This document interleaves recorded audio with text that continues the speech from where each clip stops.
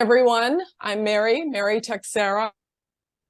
I am a professor emerita in the Department of Sociology here at Cal State, and we have a very interesting program for you today. Some of you may identify, as I did, very strongly with this particular discussion, as well as the book, and I have it right here. Policing in Los Angeles. I do hope that you will run out and get it, and we're trying to actually get the author, Max Felker-Kantor, to come to campus and sign real copies, real hard copies of his book. But with that, I will, just as an introduction, the book is about policing in Los Angeles, something that we've had a lot of discussions about since we opened this series over 3 years ago. So with that, I will turn you over to Matt Patino, who will do the land acknowledgement. Thank you. Before we get started. We recognize that California State University San Bernardino sits on the territory and ancestral land of the San Manuel Band of Mission Indians, the Yuhaviatam. We recognize that every member of the California State University San Bernardino community has benefited and continues to benefit from the use and occupation of this land since the institution's founding in 1965. Consistent with our values of community and diversity, we have a responsibility to acknowledge and make visible the university's relationship to Native peoples. By offering this land acknowledgement, we affirm Indigenous sovereignty and will work to hold California State University San Bernardino more accountable to the needs of American Indian and Indigenous peoples. Now, I am happy to turn it over to Robbie Madrigal. Thank you, Matt. I'd like to add my welcome. Thank you all for joining us today. I'll introduce our guest speaker. So Dr. Max Felker-Kantor is an associate professor of history at Ball State University. He received his PhD in 2014 from the University of Southern California. He joins us today to discuss his book, as Mary mentioned. It's Policing Los Angeles, Race, Resistance, and the Rise of the LAPD, published by the University of North Carolina Press in 2018. There's a copy of it. Please get out and purchase it. It's a great read. Dr. Felker-Kantor teaches courses in 20th century American and African American history with a focus on race, politics, and social movements. He is particularly interested in the policies and institutions of urban law enforcement and criminal justice systems since World War II. His articles and book chapters have been published in the Journal of Urban History, Journal of Civil and Human Rights, Boom Los Angeles, Black and Brown Los Angeles, A Contemporary Reader, the Pacific Historical Review, and the Kasdan Annual Review. His forthcoming book examines the history of the DARE program, and I believe he's going to discuss some of that work. I'll turn it over to you, Dr. Kantor. Great. Well, thank you all for having me and for that introduction. I look forward to our conversation, really. I'll share my screen here because I do have a PowerPoint here just with some images and things like that. So thank you again, and thank you all for attending. I'm going to talk a little today then, just kind of a broad overview of one of the central themes in the book, that, as some of you may, who have thought about books before, right? It's like a theme that's in the book that wasn't highlighted as much as an argument, but one that I've thought a lot about in recent years, especially post 2020, with the conversations about defunding the police, about reform, and all of that. And so I've thought through some of the things that actually I would do in the book, probably, or highlight in the book a little bit differently. I think it comes through in the book, but I kind of wanted to highlight this theme of what I call of kind of crisis, reform, and police power. And so this is a part of the book, but what I really get at, and you can see in these images, like this book starts from this kind of question about how do you go from Watts rebellion in 1965 and calls for changes to policing to 27 years later, the Los Angeles 1992 rebellion once again, in which in some cases, in some ways, the police, the LAPD in 1992 were as powerful or more powerful in the city. They had carved out more authority. They had a lot more militarized, kind of a more militarized footing, which I'll show some images of later. And so the question was really, for the book was how and why do these things look so similar? What had changed, what hadn't, and how do we explain kind of the expansion of policing in the city within the context of kind of constant anti-police protest, demands to hold the police accountable, and also within the context of a liberal mayor, Tom Bradley, who was an African-American mayor, who I'll talk a little bit about later. And so that was kind of the question that I had in trying to answer in this book. And so that's the kind of question here. And how and why does police power expand in the intervening 27 years? And then again, of course, I think that question is one that we can think of as we come to the present, which many of you may be thinking about in terms of 2020. And we see these repeated instances, right? Or even just last year in Memphis, right? With kind of elite units and Scorpion units. So we can kind of think through what is happening in terms of police power, its expansion, even as you get kind of continued protest and calls for reform. And so the point that I want to kind of think about today, that I hope that we can talk a little bit about, is that, and this comes through in the book, as I mentioned, but one argument that I've thought more about, and that is what we might call crisis reform, the expansion of police power. But what I really am thinking about is kind of a dialectic or a relationship between anti-police protest and reform. And what I mean by that is that we get constant moments when anti-police activists, organizers are constantly demanding that the police be held accountable, in some cases that we abolish the police, right? Or in some cases that we have a radically different view of policing in Los Angeles. And this happens before 1965, but that's kind of the taking off point for today.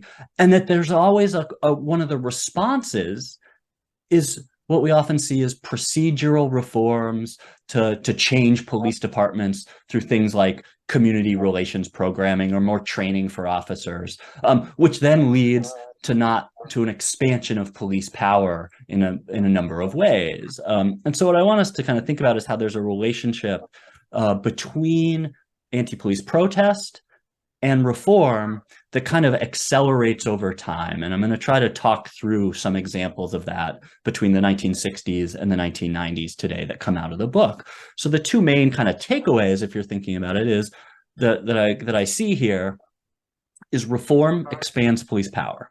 So reforms and procedural reforms, if we want to get into a discussion later when we get into thinking more broadly about abolition, if we want, the kind of non-reformist reforms. But in terms of procedural reforms, things that are just trying to make the police procedurally fair. So have accountability in a complaint system, have an internal affairs division, have a diverse officer corps, have community relations, have human relations training, right? All those sorts of things actually leads to more police power and authority. And I'll get to that again at the end when I'll mention my new book that'll be out in the spring on DARE. But then the key point, and we have someone here, I think, who's going to join us later to talk a little bit about the role of activism. And anti-police activism exposes the reality over time of expanded policing, right? So police violence and police abuse and the lack of accountability is not something that the police are always like going to show us what they're doing always, and that it's the activists who hold people to account and to make that visible, right? And we'll see, especially pre-smartphones, right, is that it's the activists on the streets holding up and making visible the ways police are treating communities of color in particular in the city over time. And so I want to kind of think through those two things. And these two images are from the Watts Uprising. I'll talk a little bit about the McCone Commission in a minute. But we'll start, the way that we can almost start here, and many of you may know William Parker, Chief William Parker of the LAPD. This is a book of the collection of his writings.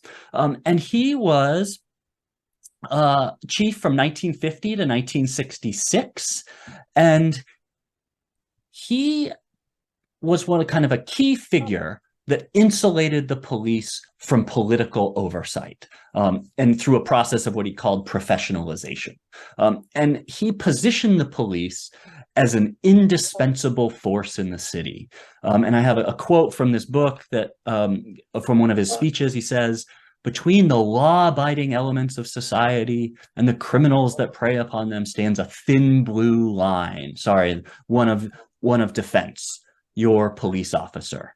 It's upon this group that we must defend to defeat the invasion from within. And it goes on and says, if the battle to be won, it's imperative that the local police agencies operate on a truly professional level. And so Parker is actually the one that sets up this idea of we're going to make the police this professional force that won't be beholden to politicians, that will have internal affairs, that will act in a kind of, quote, professional manner, but in this idea of keeping the forces of, quote, chaos or disorder at bay. And he has, through the 1950s, the police department under his watch operate on presumptions of criminality of Mexican American and African Americans in the city. And so under his watch, this professional force is really a force that's defending white Los Angeles from the perceived forces of criminality that he saw as largely people of color. And so it's this kind of context. I won't talk more about Parker. I'm just kind of giving this sense of he's setting up the way the police are this kind of arbiters in the city of disorder and crime. And it's that police force that he sets up that leads to the Watts Uprising in 1965, the Watts Rebellion. Parker's police force had acted with impunity in Black and brown communities in Los Angeles. They had been over-policing those communities and underserving them. There had been a series of African Americans shot and killed by the police in the years leading up to the 1965 Watts Uprising. And it's this moment in 1965, on August 11th, an African American man by the name of Marquette Fry is pulled over for so-called drunk driving. A crowd forms. His mother comes as well, and he's arrested, and it leads to this call for. It leads to a call of police brutality in this attempt for an arrest, and it leads then into this spur of the spark that leads to the Watts Uprising, which lasts then for 6 days. 4,000 people are arrested, thousands of people injured, 34 people killed, nearly all by police. And the police come out in force, and what I want us to kind of think about is they call it the National Guard. You have thousands of law enforcement agents kind of descending on the Black community in Los Angeles in what actually becomes a police riot, an anti-police protest that turns into a police riot with mass arrests and violence and killing. And of course, we can talk more about that, but in terms of what I want to think about for today, is that the result of this is a commission. And there's other sorts of things that we can think about, but the governor at the time, Governor Pat Brown, calls for a commission to investigate the causes and some solutions to this, what they called a riot. And this McCone Commission studies all of this for about 3 or 4 months. A report comes out in about late 1965, early 1966 from the McCone Commission. McCone, the guy who was the head of it, was like a former CIA guy, and he comes in and is called in to lead this report. And the McCone Commission falls in line behind the police, and they call Chief William Parker, quote, a capable chief who directs an efficient police force that serves well the entire community, unquote. Which, of course, if we think about what anti-police protesters were thinking about, that is totally out of touch. But they call for reforms, and they call for things like human relations training, community relations programming, and diversifying the officer corps, and an inspector general to oversee complaints. And so what I want us to just think about is that the way that what the McCone Commission then sets up is we can change the police kind of around the edges, but at a fundamental level, the LAPD is doing a good job, and we don't need to fundamentally question how they operate in Los Angeles. And that's this where we start to see this relationship, right, between the use that police take of a crisis. And they go on to use this moment in LA after Watts to frame themselves as the victims, not the predominantly Black community. And so what you start to see, and this is an image from Watts with police with shotguns, but they capitalized on this. And the chief, so William Parker dies in 1966, and then another chief comes in, and his name is Tom Redden, and he speaks to the Kerner Commission in 1967, which was a bigger commission that was formed by President Lyndon Johnson following the long hot summer of 1967. And what Tom Redden says is, in this moment, we quote, if we don't take advantage of it, the situation, if we in law enforcement don't take advantage of what exists in the United States in 1967, we're crazy, because we're never going to have it so good. This is the year of the cop. Everything you want, you get. And I say I want more, and I should be getting it. And so he sets up, so what we start to see, and this happens across the country, so it's not just a Los Angeles story. You have police chiefs from all over saying the problem of these urban, quote, riots was not how we police or what we do. It's that we need more capacity and ability to control them and to control communities. And so this leads into things like, so this is where this kind of moment of crisis and reform, and then leads into greater police power. This leads in Los Angeles to the use, the buying of more anti-riot gear, which you can see in the top image, the creation of SWAT by the notorious Daryl Gates, who becomes chief of police later. And this is the first, the image on the bottom is one of the first times the SWAT unit in the late 60s is displaying its gear. And he goes on, Redden, at the time, Tom Redden, the chief, to say, as a matter of fact, we preach what a military calls overkill, kill a butterfly with a sledgehammer, feeling that we would rather over-police and control and run the risk of people saying that rather than just letting things get out of control.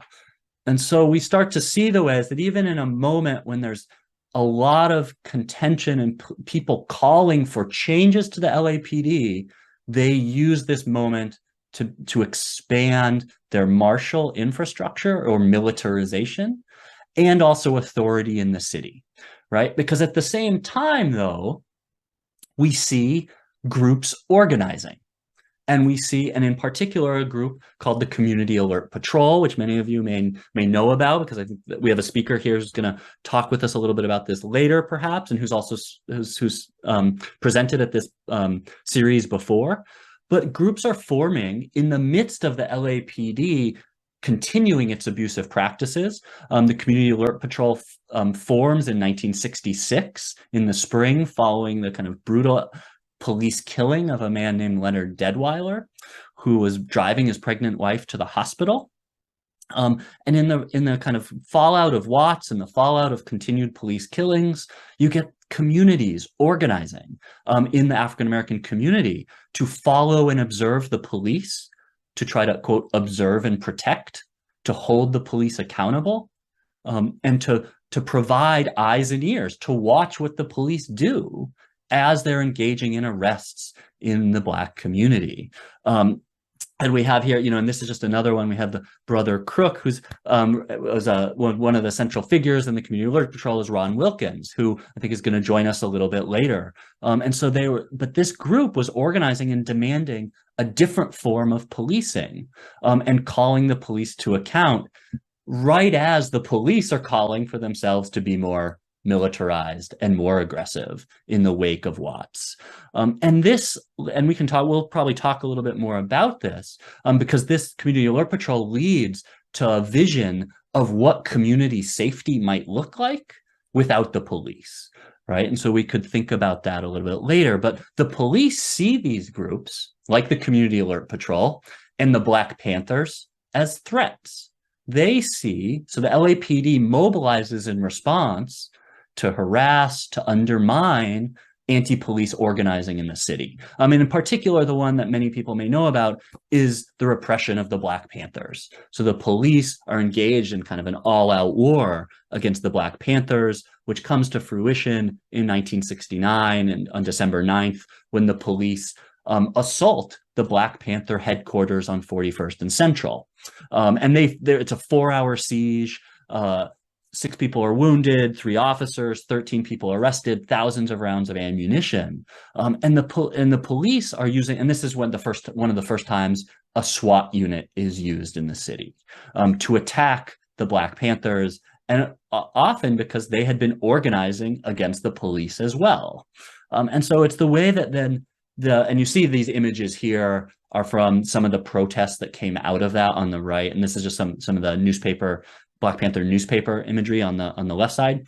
But the others, that you start to continue to have activists, anti-police activists in the Black community, from the Community Alert Patrol, from some other groups in the city, but the Black Panthers as well, continuing to call out and make visible the police assault on the Black community. And we see that in this piece here. And one other place where we'll see this, which I'm not going to talk as much about, but I want to acknowledge it, is that the Chicano and Latinx community are also doing the same thing in East Los Angeles around the sheriff's department and the police. And this is an image from a newspaper, kind of an activist newspaper called La Causa from 1969, where you have this great image of this militarized depiction of a police force cruising Whittier Boulevard, right? Because this is coming in the context of the rise of the Brown Berets, student walkouts in East Los Angeles, the Chicano moratorium, and others.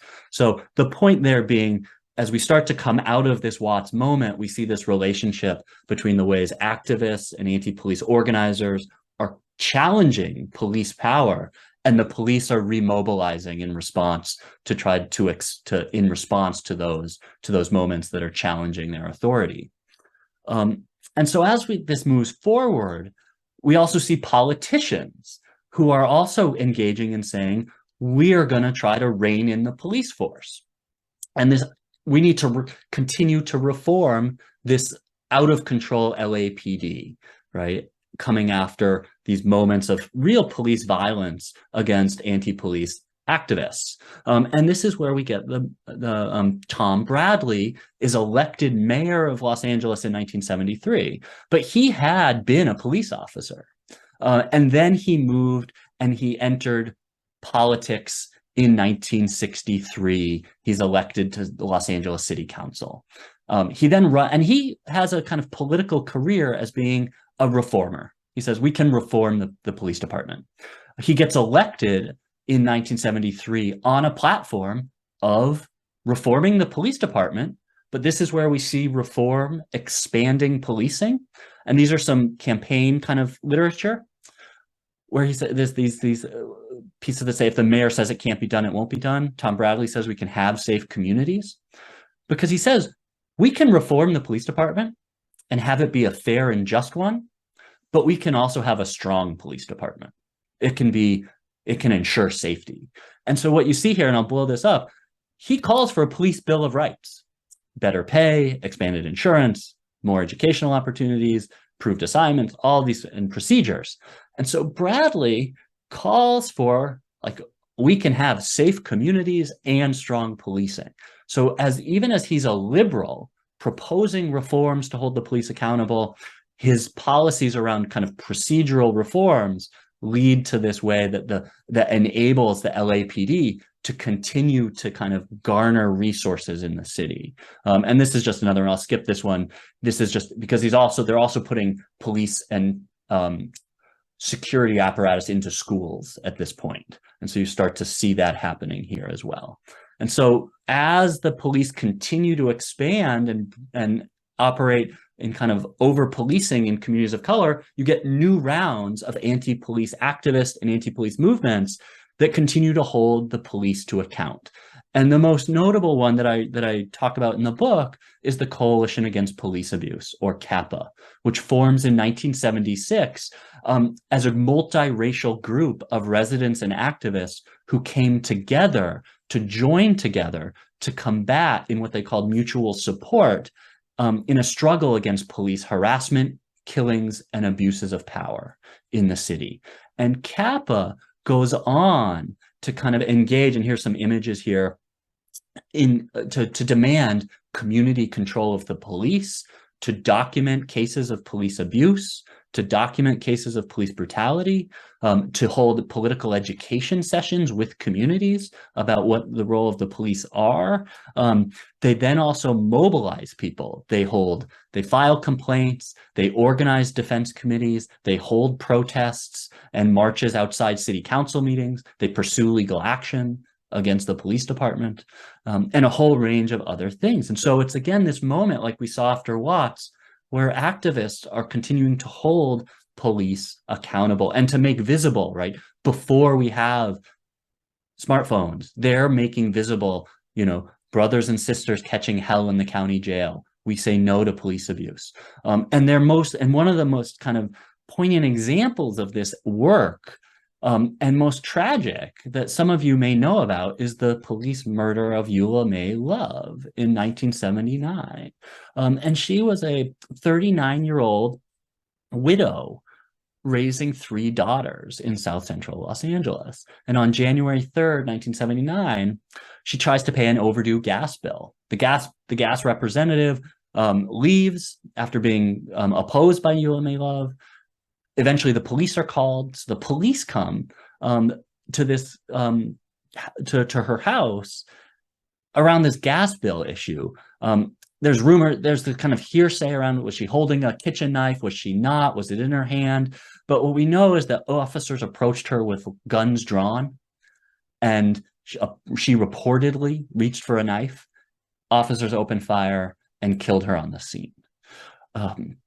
And this leads to widespread outcry and demands for justice for Eula May Love. And Kappa is one of the groups that's at the center of that work.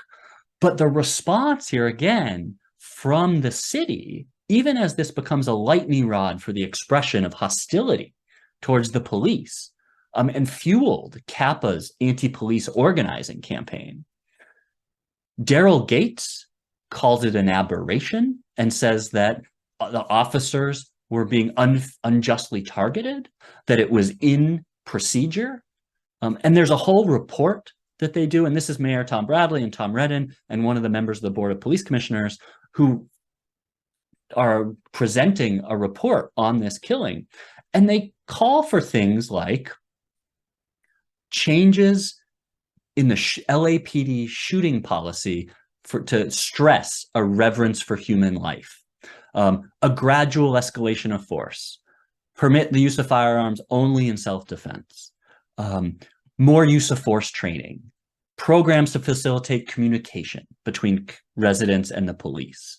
And so there's all these ways that even after this police killing of Eula May Love, the response is procedural reforms that, again, do not question police power. It's the activists who are calling out that more fundamental question of what the police are doing in their communities. And just as a side note, for those of you who might know the language officer-involved shooting, that comes out of this case. That's where they start using this language following the killing of Eula May Love.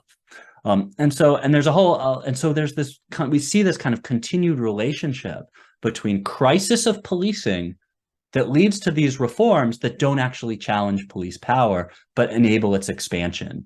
And it's partially a thing of timing. I could talk about the chokehold, but maybe we'll save that for question and answers, because that's another thing that happens here, is that right at that moment too, the LAPD wages its war on drugs and gangs.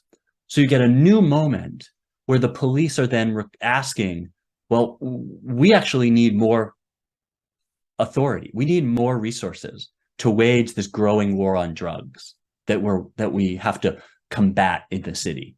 So right as this moment of activists, Kappa activists and others calling the police to account, the LAPD responds with, well, we have this crisis of drugs. We need to deal with it, and gangs. And it narrows the possibilities and expands police power and authority throughout the city over the following few years and decades.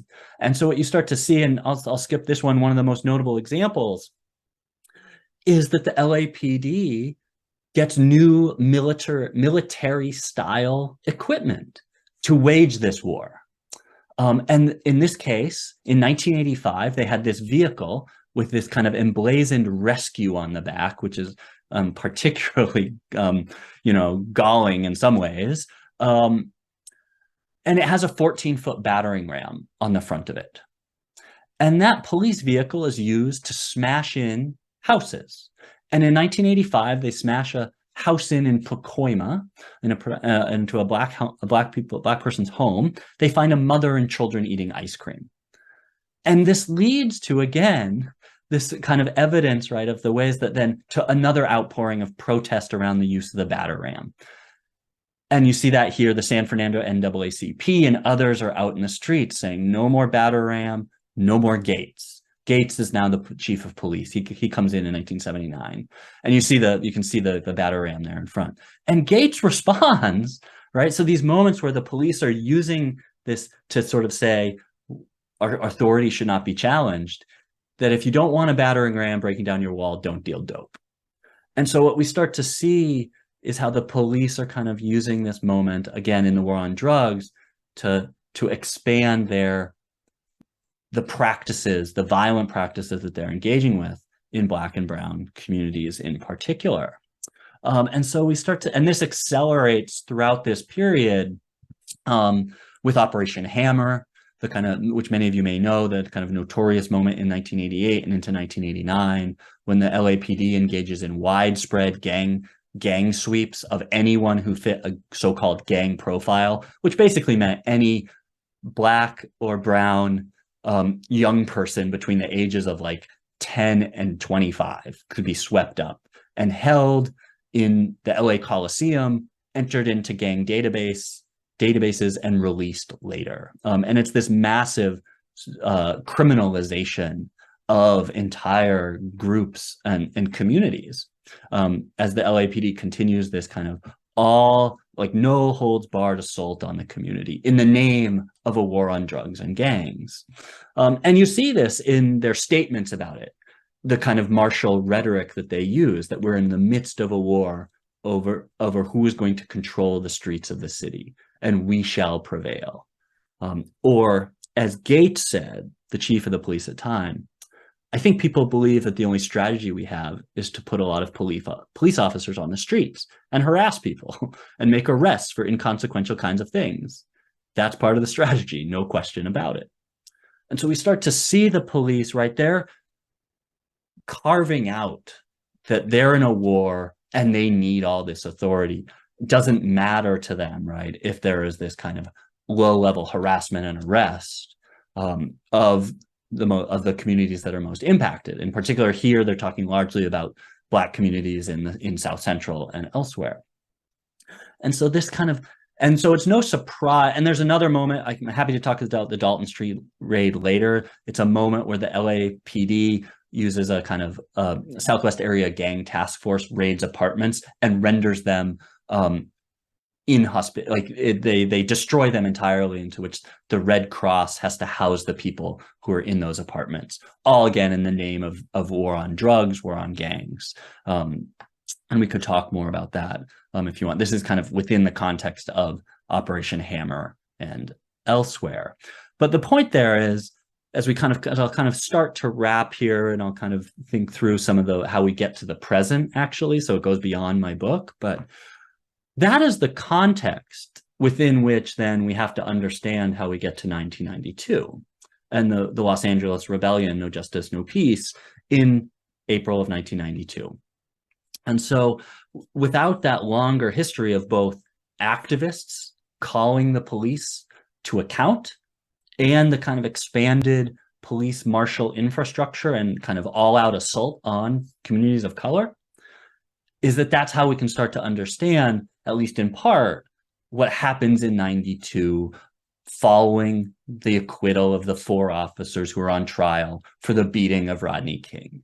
And so when that acquittal happens, it's that, again, this spark that actually ignites this much longer history, right, of the ways the LAPD had positioned itself in the city. And then again, you see protest here again, the ways that people are out in the streets. And there is this kind of the broader questions about 92 around a broader inequality in the city, globalization, the questions of capital and all of that. But you also see all these images with signs calling out the LAPD's racism, right? And in those protests. And it's summed up in some ways by one young presumed gang member. And this is a quote that actually comes from a piece that Mike Davis did at the time. My homies be beat like dogs by the police every day. This is all about the homeboys murdered by the police, about the little sister killed by the Koreans, which is a reference to Latasha Harlins, a young Black girl who was killed over a conflict in a Korean grocery store over basically a bottle of orange juice, and 27 years of oppression. Rodney King's just the trigger. And so it's this ways, again, that kind of sums up the feeling at the time of how over this intervening years between Watts and 1992, the police had constantly maneuvered in response to protest, in response to procedural reforms by liberals like Tom Bradley, to position itself to kind of be the most powerful entity in the city at the time. And what we start to see is the fallout of all this, which I think can get us to explain what's happened more recently, is the calls are for things like community police. There's calls for reforms to how the police do their jobs in the city, but it's things like Operation Weed and Seed, which was a program from the federal government that said, we will give cities money to weed out so-called criminals and put money in to social programs in cities. But what that actually did, and I'll show you, because that actually led to more protest in the city by the Labor Community Strategy Center, which issued a report called A Call to Reject the Federal Weed and Seed Program in Los Angeles. And the activists in that group were illuminating that what was actually going to happen, and I'm highlighting this here, Weed and Seed works this way. It imposes a federal police presence in low-income communities and neighborhoods that violate civil rights and civil liberties, because they're saying, like, weeding, like, this is about putting more police in our communities. Then it commandeers existing federal social service programs and places them under the authority of the police. So it's the ways that then this community, so-called alternative, the police start to govern all of it. And at the very bottom, I didn't highlight it, but you can see they call it that this is a move to a police state, because the police would be in control, not just of the community policing, but they would be overseeing, and they also call it the FBI and INS, Immigration Naturalization Services at the time, which, you know, forms later into ICE. So we see the way that the police are using these moments, right? And activists are the ones that are attuned to it, right, on the ground. And so you continue, and this is just a more modern image of community policing that is constantly, you know, is really an insidious way that the police come to control all facets of social life in cities. And just as I kind of wrap here, and I'll kind of talk about, is that we still see how activists in Los Angeles and the surrounding area are continuing to mobilize around calling the police to account, holding and making sure that police abuses and expansions of budgets and other things are visible to everyone. And so there's just 4 images of Black Lives.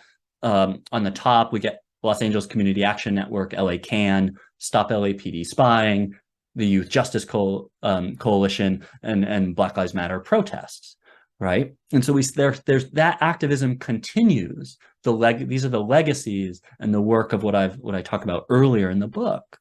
And we also see, though, a kind of how liberalism and procedural power comes back around, because we're in a moment in Los Angeles where, with Mayor Karen Bass, you know, the second Black mayor in Los Angeles history, elected on a liberal platform, once again calling to rebuild a police force, right? And so how we kind of think about the ways we We have procedural, continued calls for reforms, but without a real rethinking of police power and the role of police in American society, which of course is what these activists, the groups, the social movements on the ground are doing, as well as what we saw in 2020, right, and the fallout of all of that.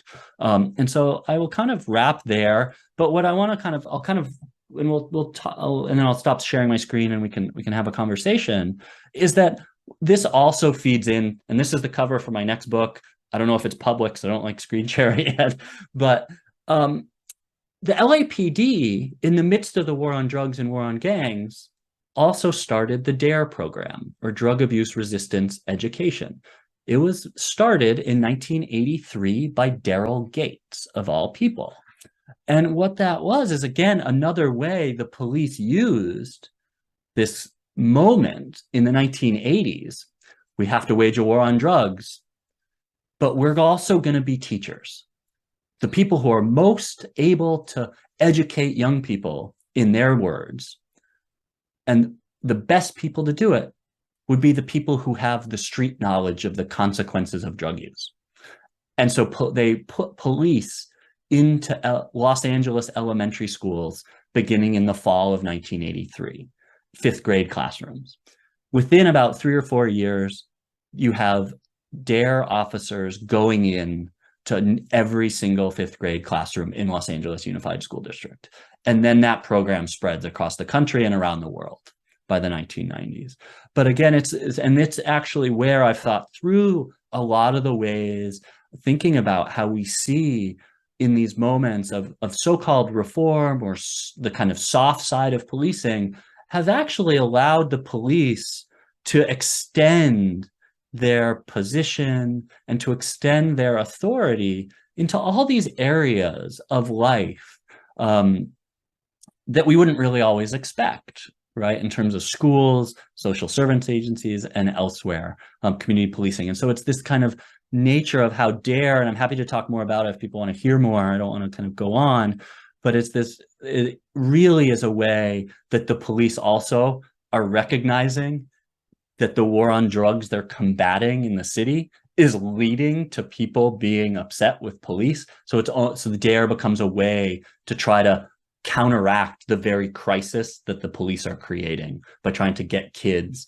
to accept the police as friends and mentors, right? And many of you who are on this call, or who maybe in the audience, may have been through DARE, so we can talk about that. So I will end there. I think that's about time for me. And so we can have a conversation, question and answer, and hear what you all have to say. So thank you for your time. I look forward to our conversation. Thank you very, very much. And I'd like to give our other panelist, Ron Wilkins, a moment to give us any remarks and his wisdom that come up. So anything ring a bell to you, Ron? You're on mute.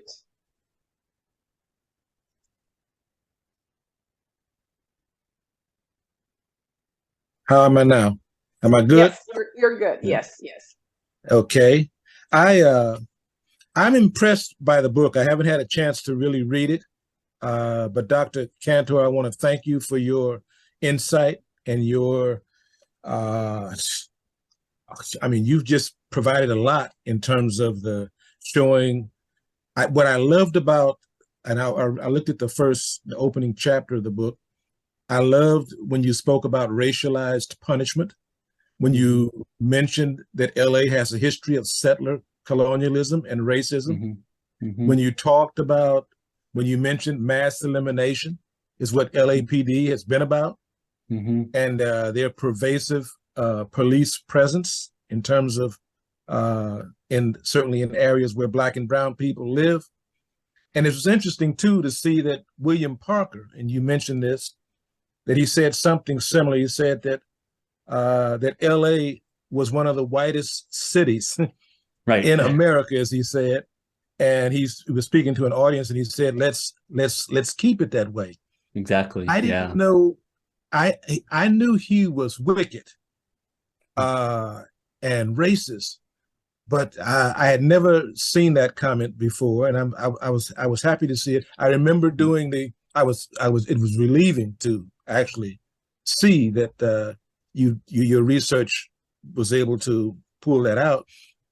You know, he said during the 1965 uprising that we were like monkeys in a zoo.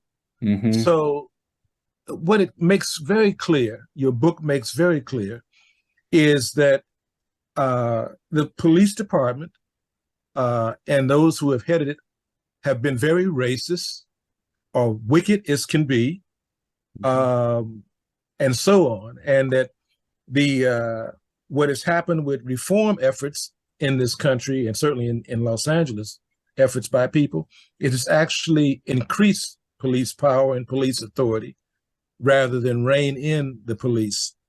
I have a couple of criticisms I want to make, light criticisms, more or less. Even though you spoke about the Watts Rebellion, and many of us still refer to it as the Watts Rebellion, sometimes the South LA Rebellion. It's important for the audience to know that Watts is only not quite even 3 square miles. But during the uprising in 1965, over those 6 days, the police and the military, the powers that be, they imposed a curfew over a 54 square mile area. Right. So it was quite a bit of people that were outraged and had taken to the streets. Another criticism is you mentioned Tom Bradley, and your references to him are as a liberal and someone who was trying to reform the police. Tom Bradley, and I want to say this, and some people are not going to like me for saying it, but it is important to look at the class phenomenon in the Black community. Tom Bradley, by the way, was the grandson of a slave. He came from Calvert, Texas, by the way, the same town my mother was born in and grew up in. My mother went to the colored school, and she used to be pulled from her classroom on a regular basis to pick cotton. And she told me and my siblings those stories when we were very young. That's just part of what set me on the path to trying to change the society and rebel against the people, the rulers. But Tom Bradley not only had been a cop for many years, but worked at Newton Street Division, which is one of the worst divisions, which really treated Black people and other people very horribly. Tom Bradley was a member of the Trilateral Commission. He was also someone who, when he would go back to Calvert, his hometown in Texas, when he was mayor here in Los Angeles, he would always stay with white people on the white side of town. The main street that runs through the town, Black people live on one side and whites on the other. He never stayed with Black people. I happen to know that because I still have relatives there in Calvert who used to let me know that information. The 92 uprising, by the way, was triggered by, of course, the beating of Rodney King and the nothing happening to those officers, but also Latasha Harlins. And I'm glad you mentioned that, because Latasha was also an event that helped trigger her killing by the Korean merchant. Was an event that, and by the way, it was Tom Bradley's Charles Lloyd, the attorney Charles Lloyd, was very close to Tom Bradley, and he's who defended the merchant that killed Latasha Harlins. So Tom Bradley has a lot of strikes against him. And it's important when we do these analysis of the community and of struggle and efforts to try to bring about change, that we also look at the class phenomenon. Tom Bradley, and I'm going to say this, he was a race traitor. And this is something that not a lot of us are keen on or look at very carefully and very closely.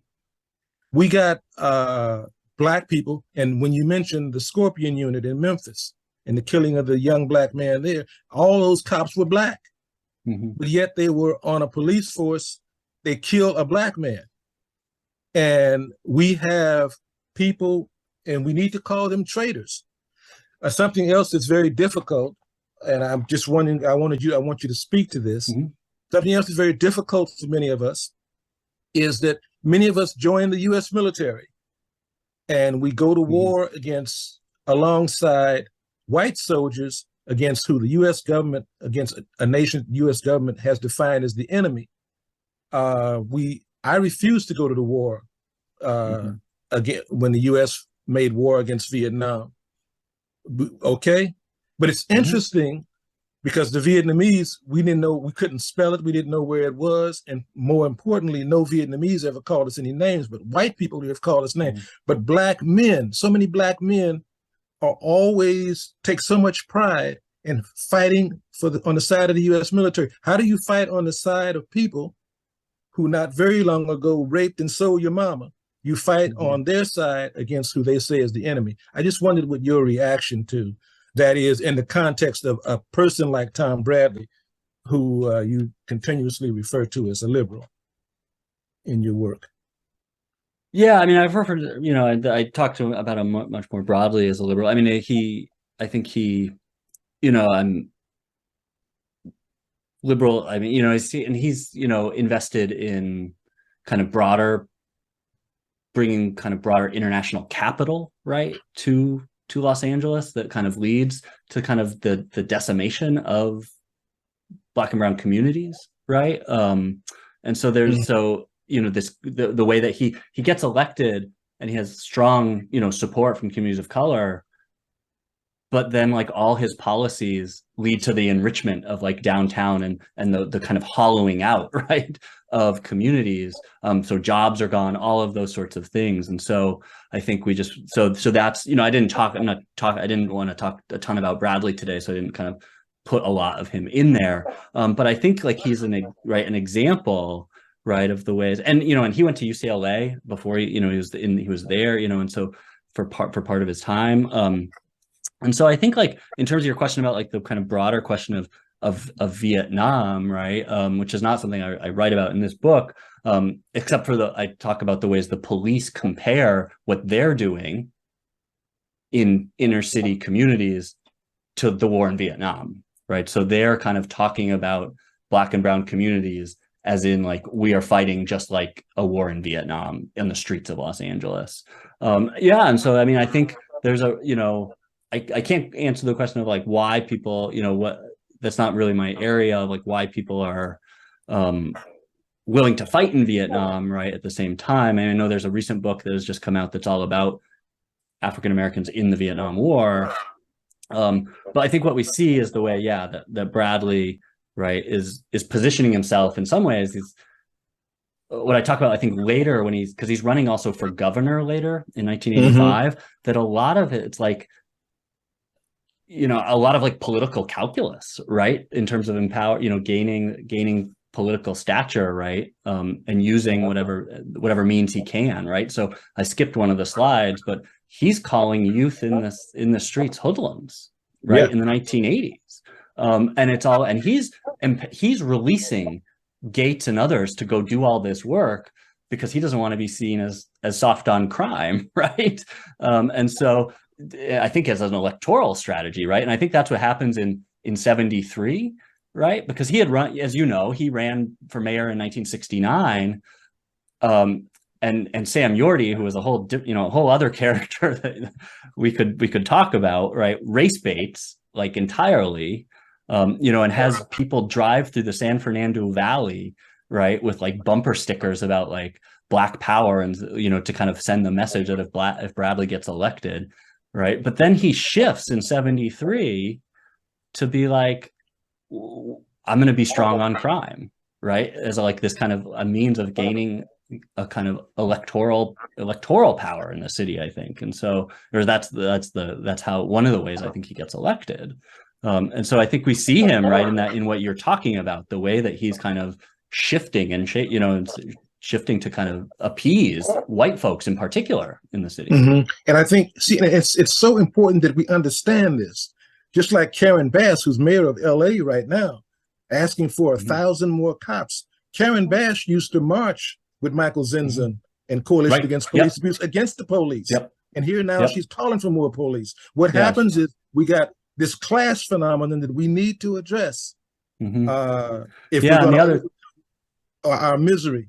And take the other, Yeah, the other class thing, I didn't talk about this, this is in the book, is like you also in the there's all these tensions, right? And especially by the 1980s, where you get communities coming, like portions of the Black community and Chicano communities coming out of some of the churches, but some also kind of a different class stratum that are calling for more police in communities right at that time. So they have these calls for, they want more police responsiveness, and so there is that class division in the 80s. I didn't talk about it in this talk, but obviously it's in the broader work, but we see that division right in the 80s as it plays out with the war on drugs and gangs. And then Karen Bass, which we could talk if people have questions, right? This kind of current moment where we see this kind of coming back again, and how she's shifted, right? Because she was involved in a lot of this. She was involved in a lot of the like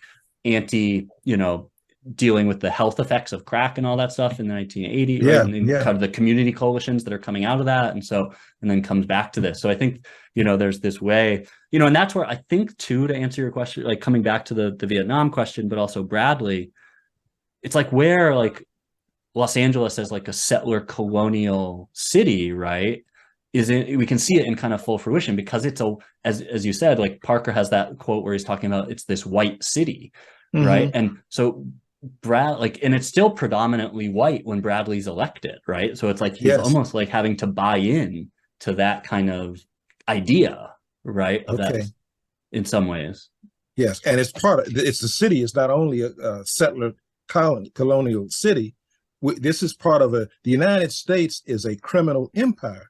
It began with colonization, with genocide and slavery. That's what this country's built on. Exactly. And that's what the police are a reflection of that. So anyway, I didn't want to get us stuck there, but I just wanted to bring that up. This class phenomenon is important because so many of our people think that the way to go forward and to get out of misery is to vote for Tweedledee over Tweedledum in these elections, and we just keep repeating this history of reform and not real change, not meaningful change. So just wanted to put that really great discussion, and I'm so glad you brought that up, Ron.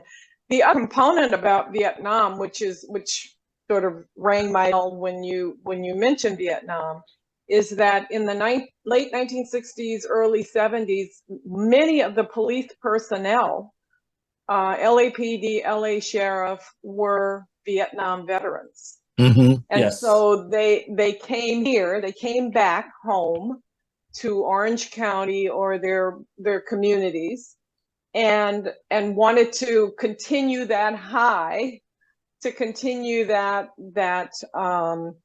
cowboy and Indians kind of stuff. And so they applied. So they were overrepresented in police departments around the country, actually. And so it was just a transfer of that militarization in Vietnam to Detroit and LA and all of that.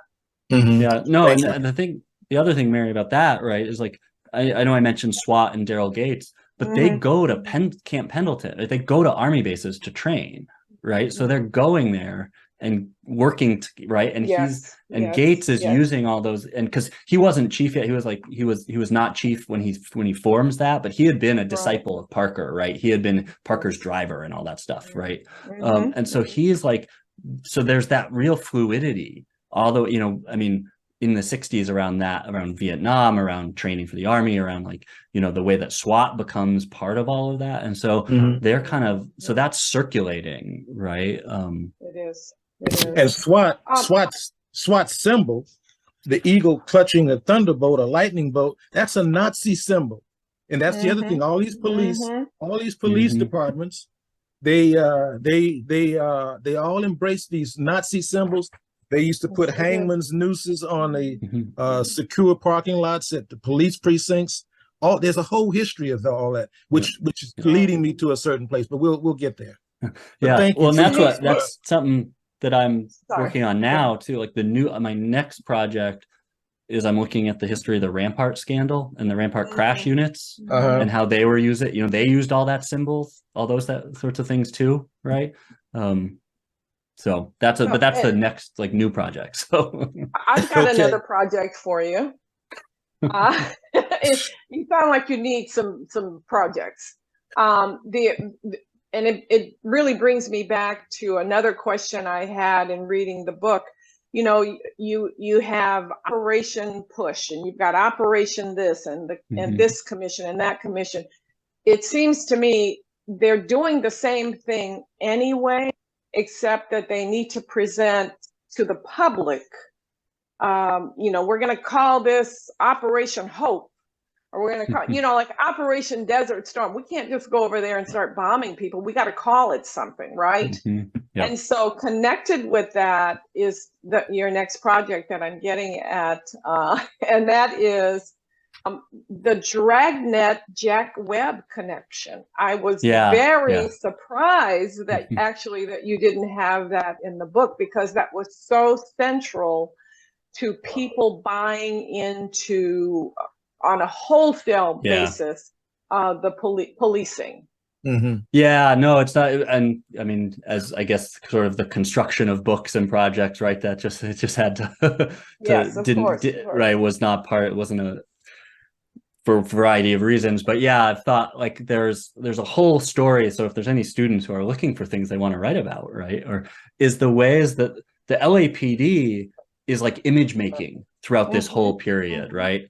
So like if there's a whole story about the LAPD, Dragnet, how they're consulting, how the LAPD is shaping its own narrative throughout this whole period, right? Through culture, through like, and its connection to Hollywood through the whole period, right? So if we were to come up to even the more recent, like, you know, you have these other serialized TV shows more recently in the last 20 years that are all based on LAPD in some capacity, right?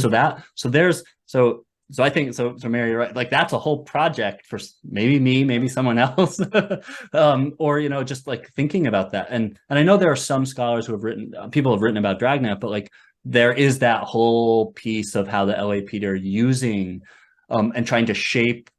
So I was thinking, you know, in the book I talk more about kind of policy and politics and the kind of social history of activism. But then there's this whole other layer, right, of the police using this kind of broader kind of cultural, like mass culture, popular culture to shape the kind of the buy-in, right, of the city, of the country, right, you know, of policing more broadly, right, not just the LAPD. But And what's happening? Oh, I'm sorry. The constant reoccurring thing we've seen in this webinar is always the police do something wrong and their budget doubles. Right.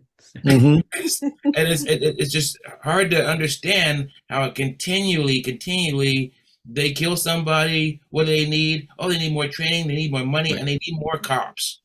Right. Yeah. I mean, that's the way, like, and I talk about this in the book, and I'm happy to hear, like, Ron or whoever, if you want to jump in, it's like they frame the way the argument, they've like controlled the argument in a way, and we see this over time, where if there's high crime, it's not because they're failing, it's because they don't have enough. But if they've succeeded, you have to continue giving us what we want, right? Because look at how good we are, right? And so either way, they've spun the argument to be able to expand, right? I think is also what we see. So I think that's a great observation. But Ron, I don't know if I think you were going to jump in. Yeah, I was just going to say that what we have now in Los Angeles, we have in this country, we have a police state, and many of us are afraid to say that. But a police state defined is repressive governmental control of political, economic, and social life, usually by an arbitrary exercise of power by police, and especially secret police. We got that in this country. And what we need to be talking about. I need to say to you though that Max does use that term in his book. He uses the term police state, so he's not afraid. He's not afraid to use. I didn't see it. Many of us are. Many of us are, but many of us are not. Okay. Yeah. Well, and that's where, like, because one of the things I mentioned that one of the arguments in the book that I didn't really talk about today, but is that what I try to make the argument, at least, that the police become in all those areas of life control, like they become the government, right, in all these other areas. And that's where the new project on DARE is also spinning off from that, to kind of show how the police are kind of in charge of all that. You know, they're kind of, I don't know what the analogy is, right? They're kind of like vacuuming up all parts of this, right, to be the kind of central governing force in the city, right? So, Dr. Kantor, what must we do to bring about our liberation and take control of our destiny? What must we do? I mean, I think the first thing, right? I mean, I think as we were talking, I think we were talking before we went on, as you were saying, you mentioned, like, we need people organizing and we need people active. You know, and I think that's where, like, that's why I ended on that slide, is I think the first thing is to have the people out there working to kind of continue to make sure that the police know that people are watching what they're doing, right, and observing them. And then I think there was movements, right, with Black Lives Matter in LA, like, towards defunding the police, towards taking them out of all these other places where they're not needed, right? And I mean, this gets us to this question of, like, abolition, right? Of, like, a world without police, which I don't know if you've had any, if you had Alex Vitale on here. I think we have to go further than that. I think we have to take control of this society, and that's a tough one. Well, that's a revolution, right? And you're never going to get a big city mayor, black, white, or whatever, who will be elected on a platform of defunding the police. It's not going to happen, not in this present political climate. But see, and that's not what I'm talking about. I'm talking about something James and Grace Boggs talked about in the 60s that many of us ignored. This is an interesting piece, The Awesome Responsibilities of Revolutionary Leadership. They said we have to take power away from those with the power. And that means organizing a serious organization nationally that is not infiltrated like the Black Panther Party was, or is not run by opportunists like some of the Black Lives Matter people are about, and that sort of thing. And it is not about voting for Tweedledee over Tweedledum. It's about taking power. We have to look seriously at organization. Again, goes back, that's the central question. How do we organize such a unit? And that's what I'm proposing take place. And that's the tough question that young people, and before we can do that, we have to, there's something else. They had a thing, change yourself to change the world. If you're selfish and greedy, you can't, if you push people out of power who have the power, you've accomplished nothing, because you're greedy and selfish too. So that's something that we have to look at ourselves. We have to look at ourselves critically so we can step up to the plate and move forward in the way that we need to move. And that's what I'm saying. Good. I'll be right behind you, Ron. I just want to let you know that I'm right behind you, because I agree with everything you said. You said, and also you, Dr. Felker-Kantor. We really appreciate your being here today. Unfortunately, we're going to have any time to get to our questions, but this was such a great discussion here. I'm just so pleased that we were able to get you two together and exchange ideas. And Max, I'm especially interested in your book on DARE. I'll let you just do that project alone, but I always thought that DARE was a federal program. Did it become federal, or how did that happen? So DARE, so it's an LAPD origin story. It right? is. So I had no idea. Yep. So I had no idea. Daryl Gates goes to the school board in February of '83 and is like, "We need to do something," and they come up with this plan, right? And they put this pilot project, and they put police in schools under DARE as teachers. And then what eventually happens is it spins off in the late 80s, and there's a nonprofit called DARE America. So it then is starting to be governed more by this nonprofit organization, and it's getting federal funding from the Bureau of Justice Assistance, so from the DOJ, through kind of law enforcement funding. So there's federal support for it, but it's not a federally governed overall program. It becomes a part of this nonprofit whole industry as well. And I don't know if this factors into your research, but at the time that the DARE program was kind of dwindling, they started countering violent extremism, which was basically a larger effort, very similarly constructed around stopping quote unquote extremism rather than drugs, but very focused on the schools. Yeah, and one thing that's interesting, I know we probably are just about out of time, is that with DARE too, some of the people in leadership right around like 9/11 are starting to kind of make these claims of like, well, we're doing good work because like we need to counter violence and terrorism and other things too, right? And so like they take on, DARE starts to talk about things like violence, and there's this wild speech where one of the people or statement where they're like, drug users are fueling international terrorism, so that's why we need to still have police in schools talking about drugs, right? Because they're like, because people who are buying drugs, the money's going to Afghanistan, right? Yes. And so they're making all these connections right around that time too. So I think so Michael, thank you for, yeah, that's, and so it spins off into all those things.